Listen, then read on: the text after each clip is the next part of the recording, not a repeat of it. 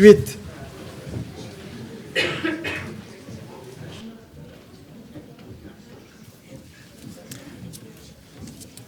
Depuis quelques semaines, nous sommes dans une série d'une série.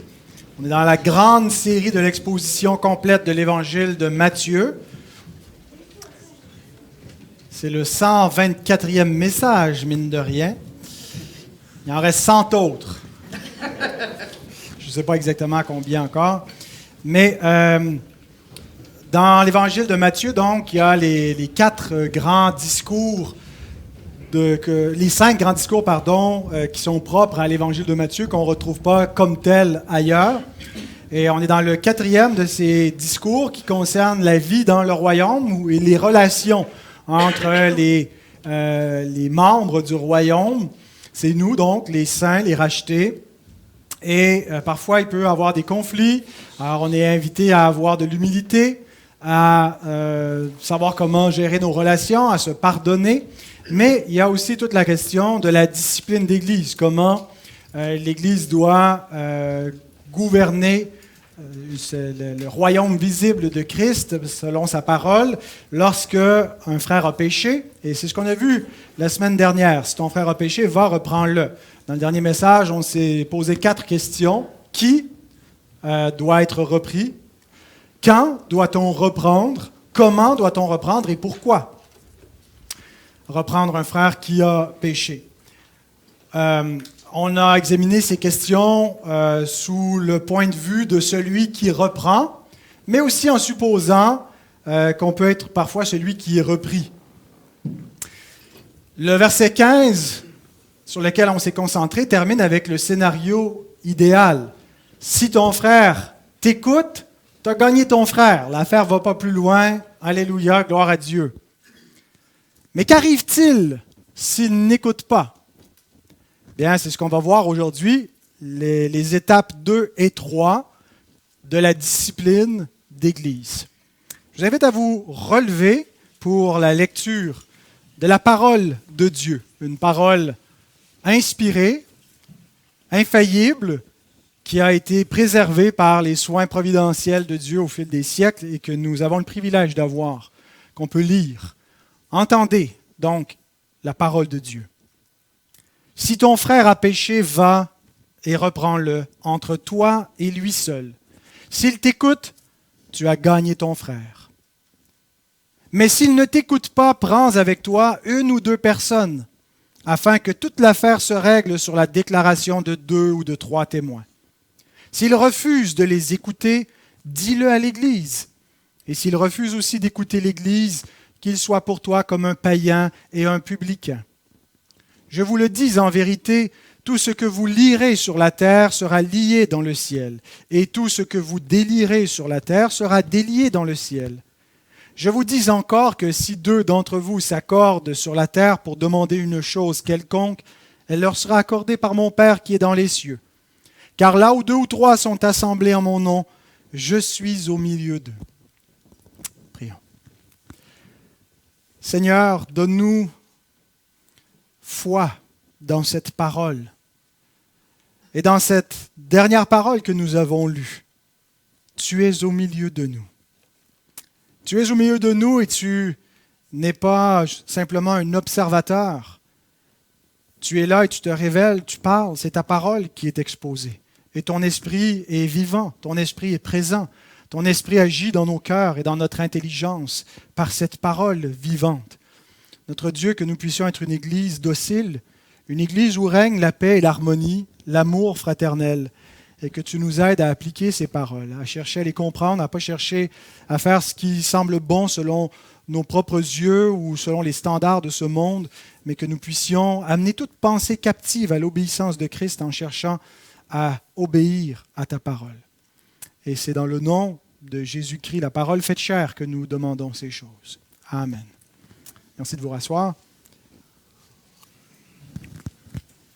J'ai 2 points principaux qui correspondent à la 2e et la 3e étape qui nous sont données dans la vie et la discipline de l'Église locale. Mais j'ai 5 sous-points Alors, c'est facile à suivre parce que l'étape 2 a 2 sous-points, l'étape 3 a 3 sous-points. Alors, mes sous-points, c'est la condition préalable avant de prendre 2 ou 3 témoins. Il y a une condition à respecter. Et, deuxième sous-point, la fonction des témoins.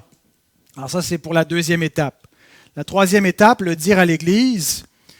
On va d'abord examiner la progression de l'endurcissement. Ensuite, la façon de le dire à l'Église.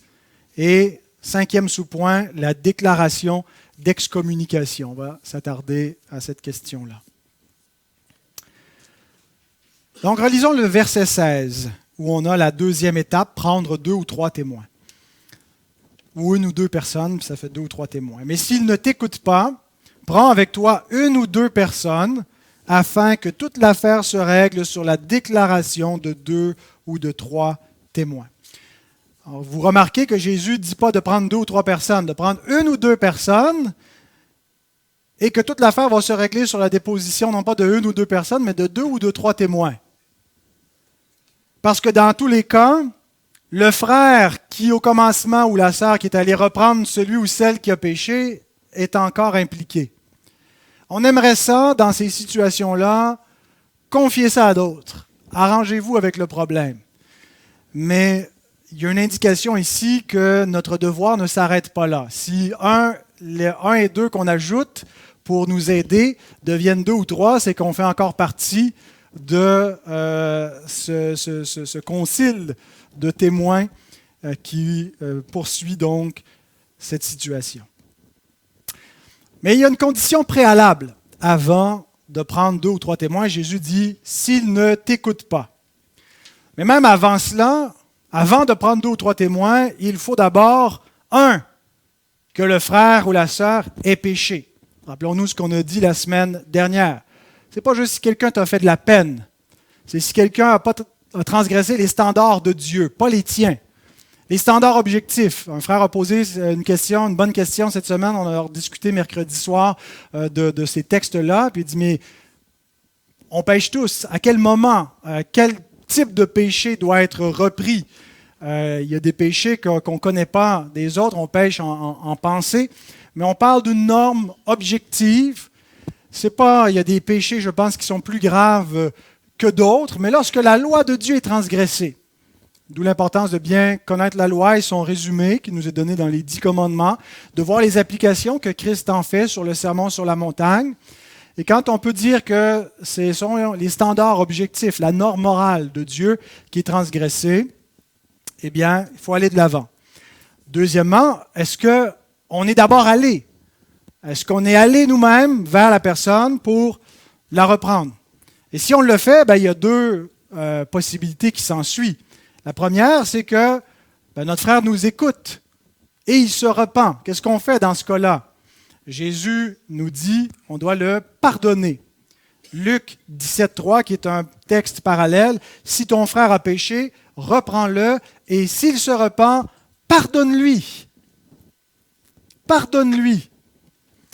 On peut avoir la tentation de garder rancune, surtout s'il a péché contre nous, si on n'est pas personnellement concerné par le péché qu'il a fait. C'est plus facile de simplement passer par-dessus une fois qu'il se repent. Mais si c'est contre nous qu'il a péché, on peut être tenté de vouloir punir la personne, la punir dans notre attitude. Je ne lui adresserai plus la parole. C'est terminé. De vouloir qu'il vive un peu plus de regret, de remords que s'il se repent rapidement. Mais Jésus nous dit non. Pardonne-lui. Donc, c'est quelque chose qui est difficile, parfois le pardon. Et immédiatement après cette section sur la discipline, Jésus va évoquer toute la question du pardon. De se pardonner suite à la question de Pierre. Il va donner une parabole dans ce sens-là. Alors, on développera cet élément-là plus tard, le pardon. Mais on ne doit pas aller chercher une ou 2 personnes pour leur en parler si notre frère s'est repenti. Autrement, c'est du commérage. Remarquez aussi qu'à chaque étape de la discipline, le pardon est sur la table, le pardon est offert. À chaque étape, le pardon, c'est ce qui doit être offert au coupable s'il se repent. Lorsque je vais le voir seul, lorsqu'à 2 ou 3 on va le voir, lorsque toute l'Église l'incite à la repentance, si à chaque fois, peu importe ce que la personne a fait, elle se repent, on doit pardonner. La deuxième possibilité, Jésus dit, c'est qu'il ne t'écoute pas. Le verbe écouter, c'est akouo. Ça a donné un mot en français, acoustique, et les mots de même famille. Alors, c'est pas, s'il ne t'écoute pas, c'est pas, il faut que tu lui aies parlé. C'est pas, j'ai essayé de lui parler, mais j'ai pas eu le guts. J'ai senti qu'il ne m'écoutait pas, alors j'ai commencé à y dire, mais finalement, je n'y ai pas dit. Tu n'as rien dit. Tu ne peux pas passer à la deuxième étape avant d'avoir réglé la première étape. Va et reprends-le. L'as-tu repris? Et il est nécessaire aussi qu'il ne t'écoute pas signifie il refuse d'obéir à Dieu. Parce qu'on pourrait aller vers quelqu'un, on le reprend, la personne nous écoute et elle admet, mais elle ne change rien. Elle persiste dans sa faute. Alors, on ne peut pas juste dire, il m'a écouté, alors je n'ai pas besoin d'aller plus loin, il admet. La repentance, ce n'est pas seulement une confession verbale de notre faute, c'est aussi d'abandonner notre péché, ou en tout cas de chercher à le combattre, de ne pas rester les bras croisés. Mais si la personne vraiment fait cela, si elle se repent, c'est possible qu'elle retombe, c'est possible que ça revienne, mais si elle a cette attitude non seulement de confesser, mais de lutter contre son péché, ça ne va pas plus loin, la discipline. Mais si la personne refuse d'obéir, bien qu'elle écoute, ou peut-être qu'elle ne veut même pas entendre ce qu'on a à lui dire, bien là, on passe à la deuxième étape. Donc voilà pour la condition préalable. Maintenant, les témoins, la fonction des témoins. Prends avec toi 1 ou 2 personnes afin que toute l'affaire se règle sur la déclaration de 2 ou de 3 témoins. C'est une partie peut-être qu'on n'aime pas. Déjà, aller reprendre quelqu'un, c'est pas facile. Si en plus, il faut la stouler quand elle refuse de se repentir, là, on passe pour un stool. Et puis ça, c'est pas éthique. Jésus nous dit que on doit pas juger les autres. Et puis on peut avoir peut-être même un problème moral d'un certain point de vue. Est-ce que j'ai le droit d'aller le dire aux autres? Est-ce que c'est pas en train de faire du bavardage, du commérage, du salissage? On a une responsabilité devant le Seigneur lorsque son nom est concerné, lorsque l'honneur du nom de chrétien est concerné. On a vu qu'on est membres les uns des autres, on est redevables les uns aux autres et que ce n'est pas un manque d'amour, au contraire. C'est sûr qu'il peut y avoir parfois de mauvaises dispositions. C'est pourquoi qu'avant d'aller reprendre une personne, on examine nos motifs, notre cœur, on s'assure que ce n'est pas notre propre honneur qu'on cherche à défendre, mais c'est celui du Seigneur. Mais il reste qu'on a une responsabilité rendue là. D'aller prendre 1 ou 2 personnes. Pas n'importe qui. Je pense que Jésus ne nous donne pas d'indication spécifique, mais il faut faire usage ici de sagesse, de discernement. On ne prendra pas un croyant qui est immature, qui serait un jeune croyant dans la foi, ou une personne qui est réputée pour commérer, qui va répandre l'affaire. En se disant, ça va aller vite à la 3e étape pour le dire à toute l'Église. Je vais le dire à cette pile-là, puis tout le monde va le savoir rapidement.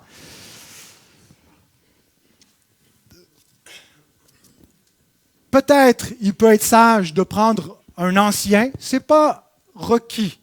Je pense ici, c'est une question de discernement. Quelle est la nature de la faute? Quelle personne il serait sage d'impliquer rendu à cette étape? Mais quand on regarde l'origine mosaïque de ce que Jésus est en train d'appliquer ici, Jésus n'est pas en train de nous donner quelque chose de nouveau. Dans tout ce processus, finalement, il prend des éléments de la loi de Moïse qu'il applique à l'Église du royaume des cieux, dans la dispensation de la Nouvelle Alliance. Deutéronome 19.15, dans le contexte de la théocratie de l'Ancien Testament. C'est un contexte légal. On lit « Un seul témoin ne suffira pas contre un homme pour constater un crime ou un péché. » La parole de un contre l'autre n'était pas suffisant dans une affaire juridique. Quel qu'il soit, un fait ne pourra s'établir que sur la déposition de 2 ou de 3 témoins. Alors Jésus prend le principe moral. Je pense que derrière ça se profile la loi morale de Dieu. Que un criminel, un pécheur, un accusé a droit à un procès qui est équitable, a le droit d'être examiné selon des standards objectifs. Donc, on voit déjà dans la loi, souvenons-nous aussi ce qu'on a vu la semaine dernière, si ton frère a péché, va, reprends-le. La loi disait la même chose. Dans Lévitique 19, 17, tu ne garderas pas d'amertume, mais tu vas reprendre ton frère. Ici, on a la loi qui nous parle des 2, des 3 témoins, et l'excommunication était une pratique de la loi. On pouvait mettre à mort ou exclure de l'Assemblée d'Israël. C'était dans un contexte civil. Maintenant, Jésus importe tous ces principes-là, mais dans une nation qui, elle, est spirituelle. Et ça va être appliqué spirituellement et non pas civilement. Mais il y a vraiment cette continuité entre Israël et l'Église, entre la typologie de l'Ancien Testament, les lois judiciaires, qui ont une équité générale, c'est-à-dire une application générale sur la base des principes où on n'applique pas telle quelle la loi de Moïse, mais il y a des principes moraux qui sont derrière la loi de Moïse, qui eux demeurent en vigueur même quand la nation d'Israël et l'Ancienne Alliance a expiré, et qu'on n'est pas dans une théocratie, mais il y a une équité générale qui perdure. C'est la loi morale, finalement, qui est appliquée dans un contexte initial de théocratie et dans un contexte final d'eschatologie, qui est l'Église. Alors, il y a ce rapport de continuité, de discontinuité entre l'Ancien, Nouveau, Israël et l'Église. Mais donc, la fonction des témoins n'est pas exactement la même que celle du contexte originel du Deutéronome. C'est d'abord pour des raisons fraternelles. À quoi ça sert de prendre 1 ou 2 personnes? Pourquoi faire ça? Bien, ce n'est pas premièrement pour préparer un procès, bien que ça puisse se rendre là.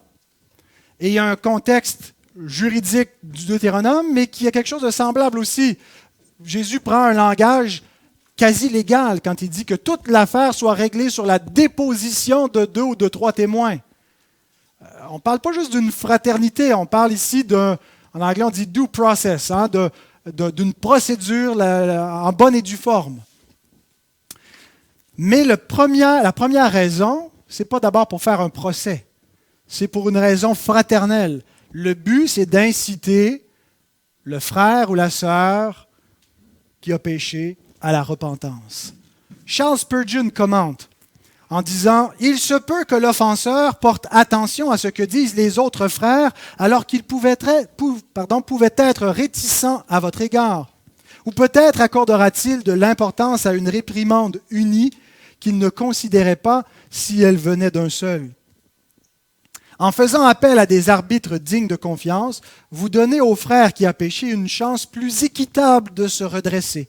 Cette fois, espérons-le, le frère sera gagné.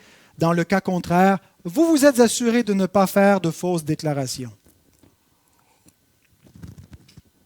Donc, le premier but, la première fonction des personnes qu'on ajoute, c'est de l'inciter à la repentance. C'est fraternel.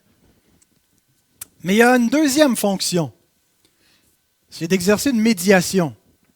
Surtout si ton frère a péché contre toi. Dans le cas d'un conflit, pour éviter d'être juge et partie à la fois. Tu m'as fait ça, tu me dois des excuses. Repens-toi. Oui, mais toi, tu m'as fait ça, toi, tu m'as dit cela. Et puis là, ça s'escalade, puis là, on juge des degrés de culpabilité, puis moi, c'était pas vraiment une faute morale, mais ta réponse, c'était pire. Et donc, prendre 1 ou 2 personnes, c'est prendre des médiateurs. Des gens qui vont être objectifs, qui vont s'assurer de la protection de l'accusateur et de l'accusé, de celui qui reprend et de celui qui est repris, qui vont être capables donc de juger extérieurement, puis de nous conseiller, puis peut-être que ça ira pas plus loin, qu'ils vont nous donner de bons conseils qu'on va suivre et qu'on pourra trouver une réconciliation. Ça peut être aussi donc une des fonctions pour lesquelles Jésus nous dit de prendre une ou deux personnes pour la médiation. Mais il y a une troisième fonction. C'est pour servir de témoin, proprement dit. L'Église est une fraternité. Nous l'avons dit en soulignant d'entrée de scène il y a 2 semaines de cela, en regardant la nature de l'Église, le contexte initial à toute cette discipline-là. C'est une fraternité. Il y a un lien spirituel, c'est la nature invisible de l'Église, où on est, avant d'être une espèce de structure, d'une organisation, d'une institution visible, c'est une fraternité spirituelle invisible. Mais l'Église n'est pas qu'une fraternité.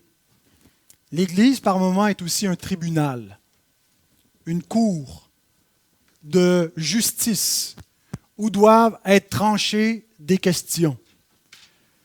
Il y a eu des abus dans l'histoire de ce côté-là. Par exemple, l'Inquisition, où l'Église est allée plus loin que le pouvoir qu'elle avait. L'Église n'a pas reçu le pouvoir de l'épée. Elle a reçu le pouvoir des clés du royaume. On va décrire ça la semaine prochaine. C'est un pouvoir spirituel, ce n'est pas un pouvoir temporel. Le pouvoir de l'épée est confié à des magistrats dans une autre sphère. Mais l'Église est quand même un tribunal spirituel et un pouvoir qui accompagne le verdict qu'elle va rendre. L'apôtre Paul nous parle de cette dimension de l'Église comme d'un tribunal dans son épître aux Corinthiens, au chapitre 6, versets 4 et 5. Il dit, « Si donc vous avez des différends pour les choses de cette vie, ce sont des gens dont l'Église ne fait aucun cas que vous prenez pour juge.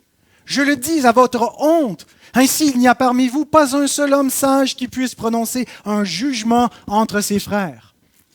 Vous vous faites des poursuites les uns aux autres, puis vous allez devant des arbitres séculiers qui ne tiennent pas compte du statut particulier qui vous unit comme Église, comme frères. Et vous vous faites juger par des gens qui n'ont aucune considération pour l'Église, alors que vous devriez trouver des juges dans l'Église pour adresser une situation. Et voyez, ça, c'est quelque chose que j'ai envie à nos frères presbytériens. Ils ont toute une procédure écrite là, dans les règles de leur vie d'Église quand surgit des conflits où il y a réellement un tribunal spirituel qui est la dernière instance à laquelle on peut s'adresser.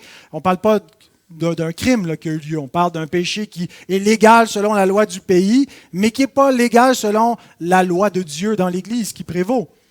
Et donc, on a une procédure qu'on peut suivre et l'Église va arbitrer et va trancher. Et je pense que c'est biblique. Ce n'est pas parce que les presbytériens sont friands de procédures, de livres, de règles. Mais je pense que c'est une reconnaissance de l'autorité du pouvoir des clés qui doit s'exercer.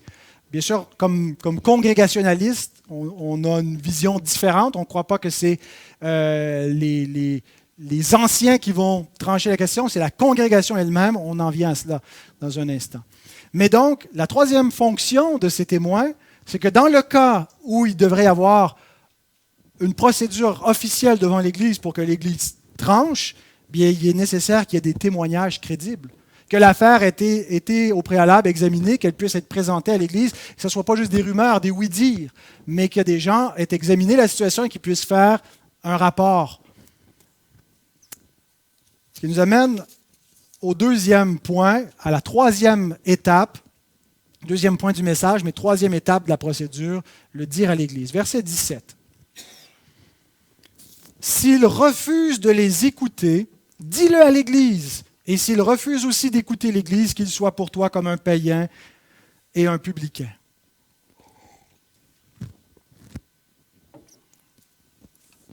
Examinons d'abord la progression de l'endurcissement.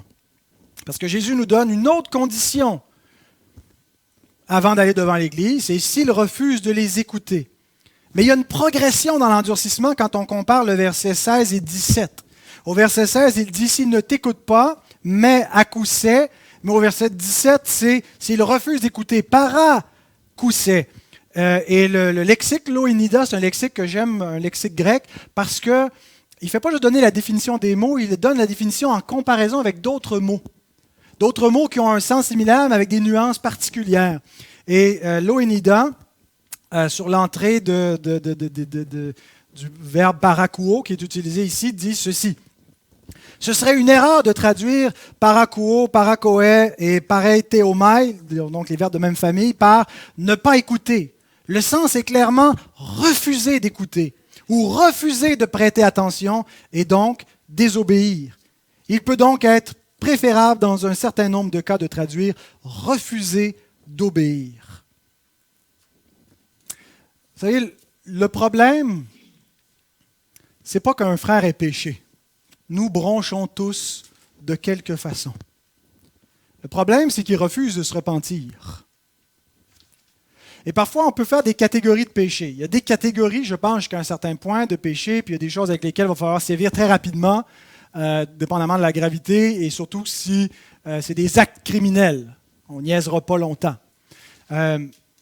Mais il faut faire attention de ne pas devenir une église légaliste, dans le sens où on a des conceptions légales et des catégories, et puis là, il y a des choses qu'on considère impardonnables. Tel péché de nature sexuelle, c'est inadmissible et la personne est automatiquement excommuniée. Le problème n'est pas comme tel le péché, mais le refus de repentance, c'est l'endurcissement. Tout péché sera pardonné aux hommes. Les péchés dont on se repent, les péchés qu'on confesse, les péchés qu'on combat. Et c'est justement ça le problème dans la situation. C'est le refus de repentance, c'est l'endurcissement, et c'est ça le problème. Le péché est le problème, mais on peut passer par-dessus. On peut rétablir la personne dans la communion comme si c'était jamais arrivé, dans la mesure où il y a repentance. Alors le problème, ultimement, c'est ce que va engendrer le péché, c'est l'endurcissement. Et on voit donc cet endurcissement qui est décrit ici, où on commence par rejeter la voix d'un frère, la voix de quelques frères, pour rejeter la voix de tous nos frères, l'Église. À chaque refus, l'endurcissement du cœur augmente. Jésus change de verbe. Il n'entend pas, mais là, il refuse d'entendre. Ça va plus loin. Et la façon que se manifeste l'endurcissement, ça peut être la colère, mais j'ai l'impression qu'une autre façon, peut-être la plus fréquente, c'est l'indifférence. On s'imagine la personne endurcie, qui est enragée, qui ne veut rien entendre, parlez-moi plus, elle ne veut plus nous voir, mais l'indifférence. Un des exemples d'endurcissement que l'Écriture nous donne, c'est celui de Pharaon. Regardez au tout début des plaies d'Égypte, la première plaie lorsque Moïse change l'eau du Nil en sang et que les poissons meurent, qu'il n'y a plus de source d'eau pure pour tous les habitants du pays, la réaction du Pharaon qui a endurci son cœur, et Exode 17, 23 nous dit « Pharaon s'en retourna et alla dans sa maison, et il ne prit pas même à cœur ces choses. » Il n'y en a rien à cirer. Qui est l'Éternel pour venir me dicter comment je vais gérer mes esclaves? L'indifférence, c'est l'effet donc que produit le péché sur la conscience. Cette espèce d'engourdissement moral. Et la parole nous dit, garde ton cœur plus que toute autre chose. De lui viennent les sources de la vie. Vous savez, des fois, quand on éclate, on perd le contrôle, on se met en colère, on se rend compte là, qu'on a sorti de la voie. Et c'est plus évident, la manifestation de notre péché est plus évidente, on s'en repent peut-être plus facilement parce que c'est clair.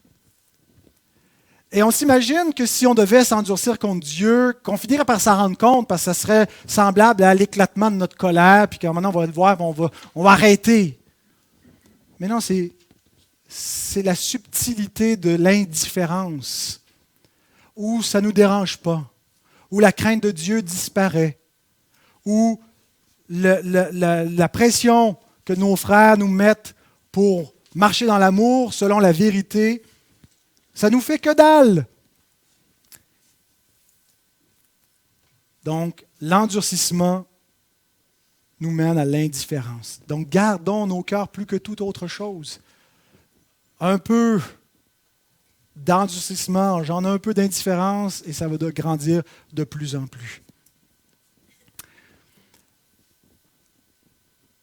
Maintenant, Jésus nous dit, s'il en vient à cela, dis-le à l'Église. Ce n'est pas nécessairement quelque chose qui est fréquent. Ce n'est pas toutes les semaines qu'on va arriver à cette étape. Mais il viendra tôt ou tard parce qu'il y a des faux croyants et parce qu'il y a des vrais croyants qui s'endurcissent pour un temps avant de céder la nécessité de se rendre jusqu'à cette étape.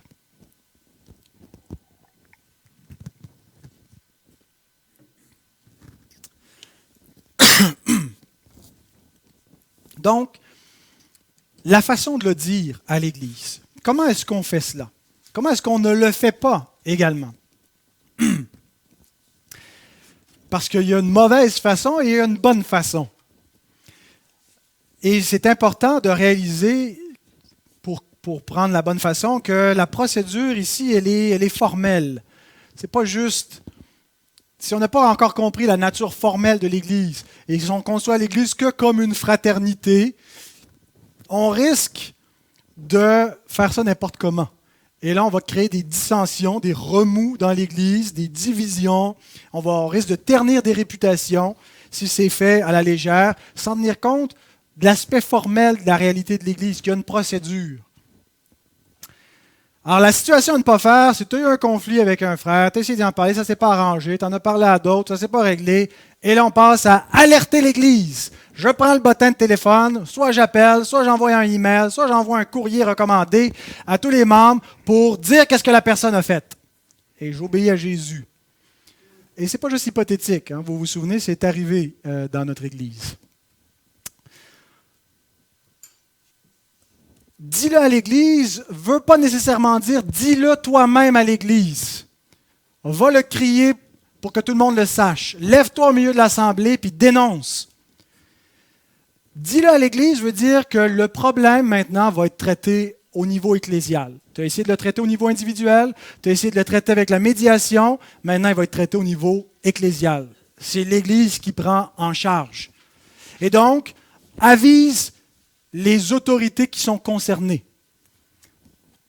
La bonne procédure, rendue là, c'est de confier la situation aux anciens de l'Église locale qui vont faire le suivi, qui vont avertir l'Église, qui vont parler à la personne par voie de lettre, de quelque façon que ce soit.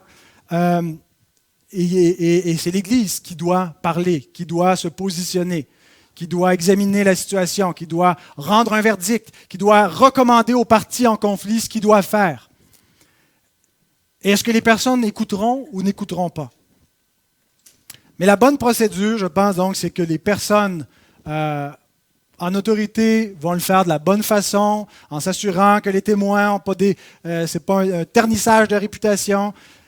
Maintenant, il est possible que la situation concerne un ancien, concerne un des pasteurs. Qu'est-ce qu'on fait dans ce temps-là? D'une part, l'Écriture nous commande la pluralité d'anciens pour éviter justement que ce soit un one-man show et que lui gère l'autorité parfois de manière abusive, mais personne ne peut rien dire. Ça devient un papisme local, hein, une tyrannie où on a celui qui parle ex cathedra. Et donc, pour éviter cela, pour éviter ces abus, on a une collégialité. Donc, ça ne veut pas dire qu'une collégialité, c'est un remède à tous les dangers d'abus d'autorité. Hein, des fois, un collège d'anciens peut être né par l'influence d'un seul homme qui emmène plus large que les autres, qui les tient dans la crainte, et ça ne changera pas tout. Mais déjà, on est en plus de sûreté quand on a un collège d'anciens qui sont des égaux. Il n'y a pas de hiérarchie. C'est une pluralité. Il y a des anciens qui ont un rôle davantage d'enseigner, d'autres de surveiller, mais c'est le même office. Et l'Écriture nous dit qu'un ancien peut être discipliné comme les autres membres, même plus sévèrement ou de manière plus expéditive. 1 Timothée 5, 19 à 21 Paul dit à Timothée, ne reçoit point d'accusation contre un ancien si ce n'est sur la déposition de 2 ou de 3 témoins. Même règle. Ceux qui pêchent, reprends-les devant tous. En parlant des anciens qui pêchent, reprends-les devant tous afin que les autres aussi éprouvent de la crainte. Je te conjure devant Dieu, devant Jésus-Christ, devant les anges élus, d'observer ces choses sans prévention et de ne rien faire par faveur. C'est pas parce que ça fait tant d'années qu'ils servent fidèlement qu'il y a un passe-droit. C'est pas parce qu'il n'y a pas de considération de personne. C'est les mêmes règles pour tous. Et un enseignant qui agit publiquement doit être pris publiquement. Mais dans le cas où il y aurait l'abus de l'autorité de la part des anciens, un refus de reprendre un ancien qui est clairement fautif, est-ce que l'Église a un autre recours? L'Église ne peut pas en appeler à un archevêque. Il y a les évêques, puis il y aurait un évêque, chef par-dessus les évêques d'une congrégation sur différentes régions. Ce n'est pas notre structure. On ne croit pas que c'est une approche biblique. L'autorité des anciens, des évêques, elle est locale et elle se limite à la congrégation locale. Ils n'ont pas une juridiction sur les autres églises. Alors, à qui l'Église peut en appeler quand il y a un abus de son gouvernement d'Église, comme c'est souvent le cas, comme ça a déjà arrivé? À un synode, à une association, bien, notre confession, qui est congrégationaliste, c'est-à-dire qui croit à un gouvernement d'Église de la part de la congrégation, c'est la congrégation qui ultimement possède le pouvoir des clés, et l'autorité des anciens, c'est une autorité déléguée, qu'on est finalement, qu'on est la même congrégation qui gère ensemble. Le problème a prévu quoi faire dans une situation où justement le gouvernement d'Église est en conflit, est divisé, est juge et partie à la fois. Ça nous est arrivé comme Église où le conseil d'anciens est divisé. Alors qu'est-ce qu'on fait? Et donc on a lu un peu plus tôt dans le culte ce passage, comme je le disais dans mon courriel, qui n'était pas très, très liturgique, de la confession de foi, mais qui nous donne un peu la sagesse de ceux qui ont réfléchi à ces questions avant nous sur comment est-ce qu'on devrait faire, comment est-ce que l'Église doit se gouverner elle-même selon les Écritures. Et le dernier paragraphe du chapitre 26, le plus long, c'est vraiment le paragraphe qui marque la distinction de la pensée baptiste, nous donne que faire lorsqu'il y a un problème avec le gouvernement local de l'Église. Il peut arriver qu'un ou plusieurs membres d'Église soient lésés par des mesures disciplinaires contraires à la vérité ou à l'ordre de l'Église. Il y a de l'abus de la part des anciens. Dans de tels cas, la pensée du Christ est que plusieurs églises qui jouissent de communion entre elles envoient des délégués pour conférer ensemble sur les questions en dispute et offrir leurs conseils à toutes les églises concernées. Quand les membres sont dans une situation où les anciens abusent d'eux, dans leur enseignement, dans leur autorité, où ils dévient de la traque, ils sont partis sur une nouvelle doctrine qui n'est pas biblique.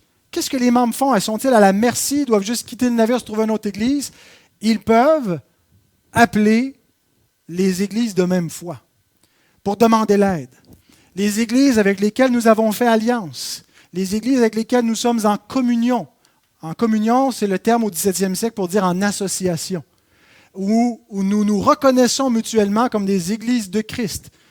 Et voici ce qui va se faire, qu'on va envoyer des délégués pour examiner l'affaire. Il est entendu cependant que les représentants réunis n'ont pas de pouvoir ecclésiastique proprement dit.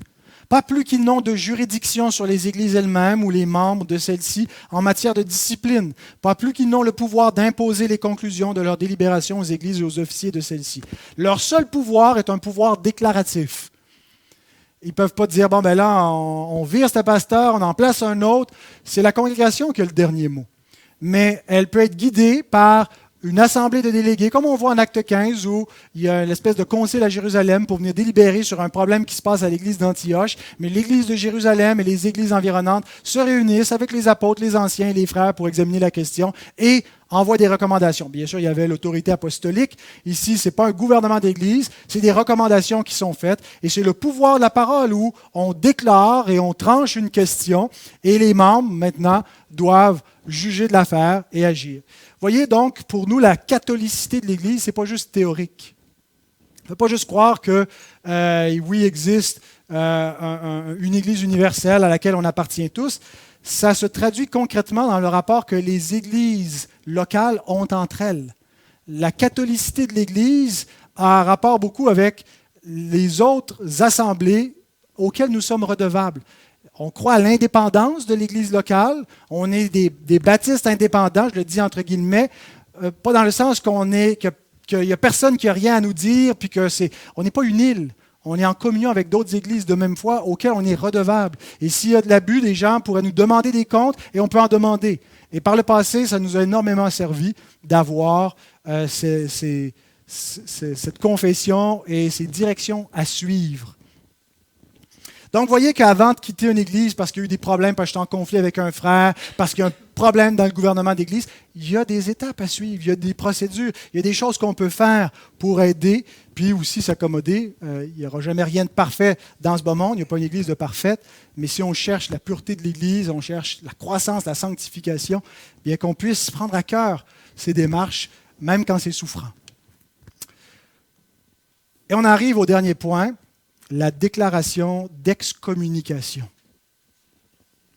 Donc, après qu'il ait péché, qu'on l'ait repris, qu'il ait refusé, qu'il a été repris une deuxième fois par 2 ou 3 personnes, qu'il a refusé une deuxième fois, qu'il a été repris par la congrégation et qu'il refuse à nouveau, c'est l'excommunication. Jésus déclare, s'il refuse aussi d'écouter l'Église, qu'il soit pour toi comme un païen et un publicain. Donc, 2 questions pour terminer ce message. Qui prononce le verdict? Et que signifie ce verdict? On pourrait croire, à la première question, qui prononce ce verdict, que c'est le chrétien individuellement, qu'il soit pour toi, deuxième personne du singulier, un païen, un publicain. Donc, il n'a pas écouté l'Église, tu déclares ce verdict-là pour toi-même. Et je pense que c'est une erreur sans nécessairement en faire une déclaration publique officielle, une telle déclaration, mais d'excommunier pour soi-même des frères et des sœurs. C'est-à-dire qu'on se dit, cette personne-là ne peut pas être chrétienne, je le déclare intérieurement comme un païen, comme un frère, je romps la communion. Je ne l'inviterai plus chez moi, parce que la parole me dit de ne pas manger avec de telles personnes, je ne le considère plus comme un frère. Il est possible effectivement que l'individu qui a péché s'avère être un païen, un publicain, un inconverti. Mais tant aussi longtemps que le verdict n'a pas été prononcé, la procédure l'appelle toujours frère. Si ton frère a péché, ton frère va peut-être s'avérer être un païen. Ce n'était pas un frère finalement, c'était un faux frère. Mais Jésus l'a quand même appelé un frère au début, parce qu'on marche sur une base visible. Il a professé la foi en Christ, il a fait des vœux avec la congrégation. On va marcher sur cette base-là. On n'a pas un scanner pour savoir qui sont nos vrais frères, un scanner du Saint-Esprit, le spirituel. Dire que ça, c'en est un, ça, c'en est pas un, ça, c'est un faux croyant. On marche sur quelle base? Sur la base visible de la profession de foi crédible, où on s'est fait baptiser, on a pris des vœux de membriété, alors on va traiter la personne comme un chrétien jusqu'au bout, on ne va pas abandonner la procédure en disant finalement c'était un faux chrétien, puis à la première étape, il est parti. On va aller jusqu'au bout de la procédure. Donc, c'est une erreur d'excommunier pour soi-même des frères, des sœurs, de couper des liens. On n'a pas l'autorité pour agir ainsi, puis on n'a pas le droit d'agir ainsi. L'Écriture nous dit qu'on doit marcher selon la charité chrétienne et que quand un frère ou une sœur a péché, la première chose qu'on doit penser, ce n'est pas couper des liens, c'est la procédure de réconciliation. C'est de se rapprocher, c'est de comment on va faire pour se réconcilier et pardonner. Alors, c'est ce qui doit être notre réflexe et pas d'excommunier les uns et les autres. Par contre, ça ne veut pas dire qu'on ne doit pas prendre certaines distances entre-temps, même avant que le verdict final d'excommunication soit prononcé. Paul dit dans 2 Thessaloniciens 3, 14 à 15, « Si quelqu'un n'obéit pas à ce que nous disons par cette lettre, notez-le et n'ayez point de relation avec lui. Le verbe veut dire de se mêler l'un à l'autre, s'associer. Donc, ne faites pas cela, afin qu'il éprouve de la honte. Ne le regardez pas comme un ennemi, mais avertissez-le comme un frère. Paul, ce qu'il nous décrit ici, ce n'est pas encore l'étape finale d'excommunication. Ce n'est pas quelqu'un qui a été livré à Satan. Ce n'est pas quelqu'un qui a été déclaré un païen, un publicain. C'est quelqu'un qui est dans la procédure de discipline. C'est quelqu'un qui marche dans la désobéissance. Et Paul dit, oui, il peut avoir certaines distances à prendre, mais ça ne veut pas dire qu'en ce moment, tu dis que c'est un inconverti. Tu le vois comme un frère, pas comme un ennemi, mais qui a besoin de mettre des choses en règle dans sa vie. Et en ce moment, on n'est pas prêt à marcher avec le bras dessus, bras dessous, et à se faire des grosses accolades au nom de Jésus comme si tout allait bien. Il y a quelque chose qui n'est pas en règle. Hein, on se fera des bisous plus tard, mais avant, on va régler le problème. Alors, ça peut être comme c'est des espèces de mesures disciplinaires avant l'excommunication. Dire à quelqu'un, tu vas t'abstenir du repas du Seigneur parce qu'en ce moment, tu n'es pas en communion avec Christ et avec son Église.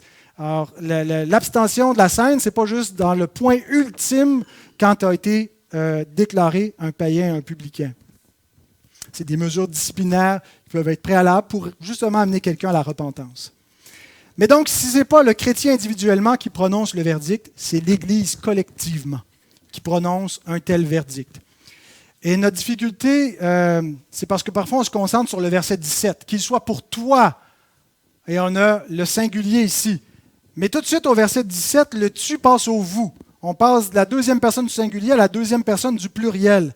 Ce que vous lirez sur la terre sera lié dans le ciel. Ce n'est pas ce que tu vas lire sur la terre, c'est ce que vous lirez. Jésus parle de l'Église ici. Alors, c'est quoi la relation entre qu'il soit pour toi, l'individu, et que c'est vous qui liez, la relation entre le tu et le vous, ou le chrétien individuellement et l'Église collectivement?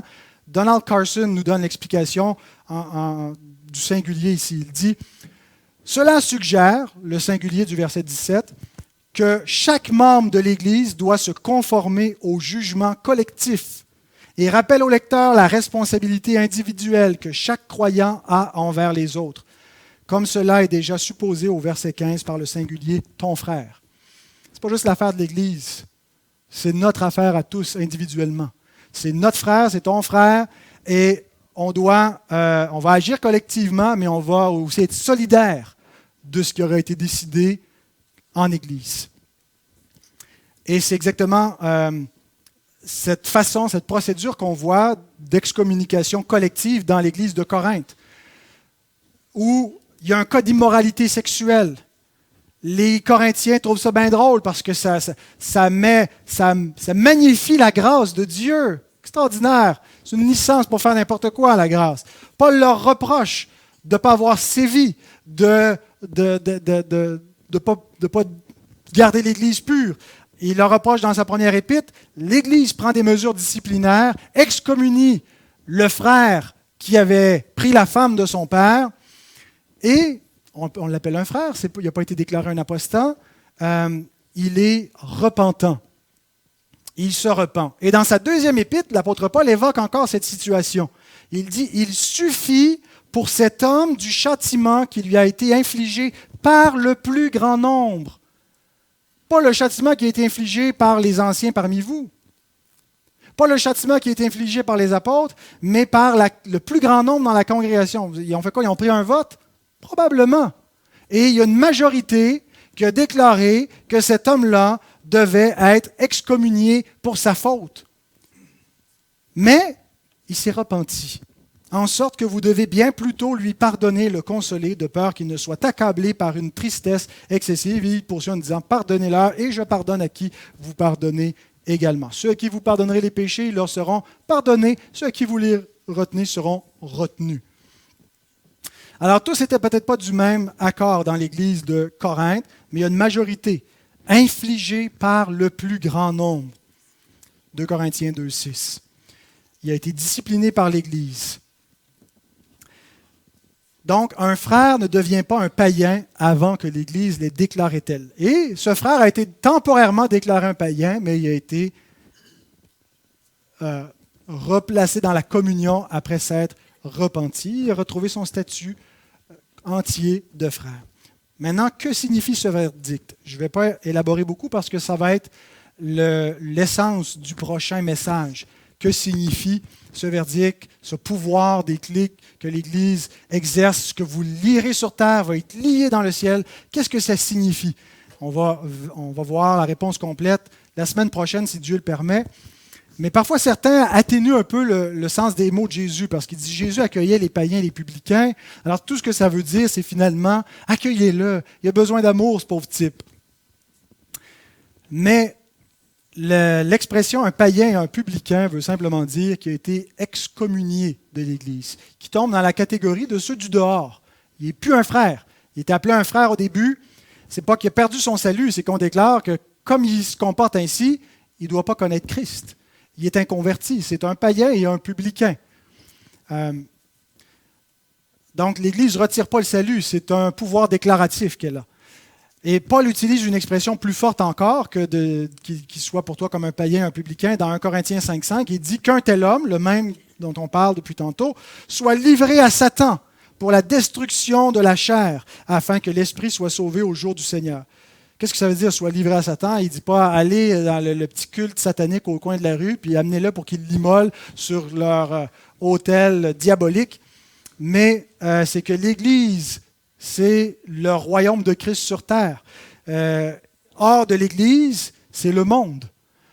Et donc, c'est Satan qui est le prince de ce monde, alors qu'il soit chassé du royaume du Christ et qu'il soit livré au royaume des ténèbres, le royaume de ce monde. C'est ce que ça veut dire, livré à Satan, pour la destruction de la chair. Je pense ici, c'est vraiment pour l'amener à la repentance, pour l'amener à mortifier son péché, dans l'espoir qu'il soit sauvé, dans l'espoir qu'il soit converti et qu'il soit sauvé au jour du Seigneur. Donc, il y a un double but. D'un côté, l'Église ne veut pas une Église mixte de brebis et de boucs. C'est une Église de brebis. Nous ne croyons pas à la mixité de l'Église. On croit, oui, qu'il peut y avoir des faux croyants, mais qui vont peut-être se convertir dans l'Église, mais on veut des gens qui vivent comme des chrétiens parce qu'ils sont enfants de Dieu et on doit marcher comme des enfants de Dieu si c'est ce que nous disons que nous sommes. Alors, est-ce que ça veut dire que la personne est chassée et elle ne peut plus venir à un culte? Je pense que ça dépend des cas. Si c'est une personne qui est schismatique, une personne qui a commis des agressions violentes, sexuelles, bien sûr qu'une fois qu'il est excommunié, elle n'est pas bienvenue dans les lieux physiques. Mais quand on a envoyé une lettre d'excommunication il n'y a pas tout à fait 1 an à une personne, on l'a invité à s'assembler avec nous et à se repentir véritablement, lui disant qu'il n'était pas un croyant dans l'état où il vivait actuellement. Et donc, les portes ne sont pas fermées, elles sont ouvertes. Mais le deuxième but, en plus de purifier l'Église, c'est de susciter justement une vraie repentance. Alors, vous voyez les églises qui se croient aimantes parce qu'elles ferment les yeux sur tout, elles tolèrent tout. Ce n'est pas l'amour. Ce n'est pas aimer son frère. C'est de la complaisance, c'est de la lâcheté et c'est rendre service au diable. C'est ne pas prêcher l'Évangile. Ce que nous cherchons au travers de tout ce processus, c'est amener à la repentance un frère, ou si ce n'est pas un frère, amener un inconverti à véritablement se tourner vers Christ et à produire les fruits de la repentance. Et ça, c'est l'amour qui nous motive. Alors, prions. Seigneur, nous avons entendu ta parole. Nous te prions que tu puisses bénir cette parole, que tu nous aides à la digérer, à l'appliquer dans nos vies, à l'appliquer à notre vie d'Église et qu'on puisse vraiment t'honorer. Seigneur, c'est difficile de mettre tout ça en ordre parce qu'on vit dans un monde qui est contraire, qui n'accepte pas ces standards-là, qu'on puisse se juger et avoir des attentes les uns envers les autres. Notre Dieu, donne-nous du courage pour qu'on ne vive pas selon les standards de ce monde et qu'on ne soit pas non plus animé d'un esprit schismatique, mais qu'on soit rempli de douceur, d'amour, des entrailles de miséricorde pour les pécheurs du dehors et pour les pécheurs du dedans aussi. Mais qu'on puisse marcher ensemble en poursuivant la sanctification devant toi pour être une Église sainte qui t'est agréable. Et nous te demandons au nom de Jésus-Christ. Amen.